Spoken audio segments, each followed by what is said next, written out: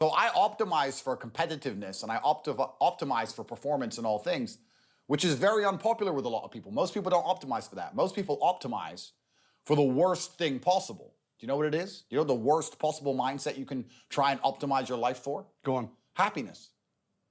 Happiness is for women and children.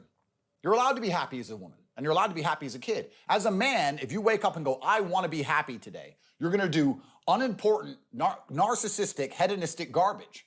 You're either going to eat too much, drink too much, take drugs, sit around and play video games, smoke weed. You're not going to achieve anything if you want to be happy.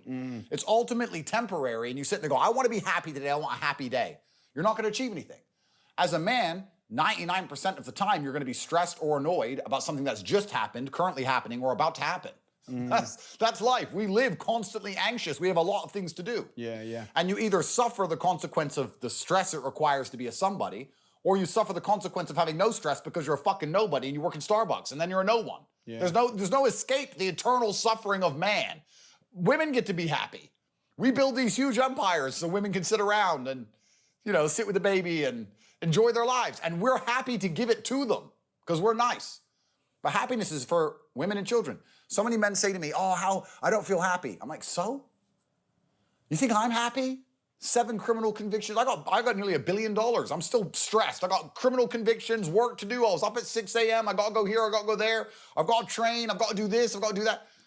At what point do you think you've earned the right to wake up as a man and feel happy? Have men ever been happy? Name a period in human history where men were happy. Because if I think back, they were all dying in ditches somewhere. I guess it depends how you define happiness. I'm happy when I'm doing something, when I'm building something. That's when I'm happy. You're content. Yeah. And you feel like you're achieving something. Like today. Which is the masculine imperative. But this is effectively work, right? Yeah. But if you wake up and say, no, I don't want to work, I just want to be happy. No, I'd be miserable. Well, and everybody would be. In fact, I retired at 25 and was miserable after 2 months. No, winners would be miserable. But losers love it, and that's why they lose.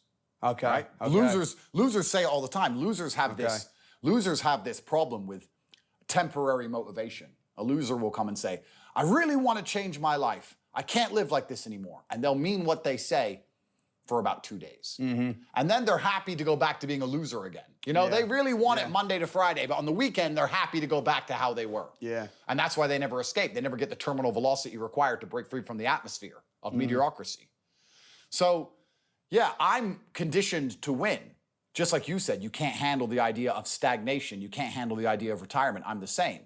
But I'm not going to lie and pretend that mindset means I live stress-free. In fact, I would argue that I adopt endless stress all of the time because I'm looking for problems to solve, because I'm looking for money to make. I'm looking to win. So there's a competition. Everything I want, someone else wants.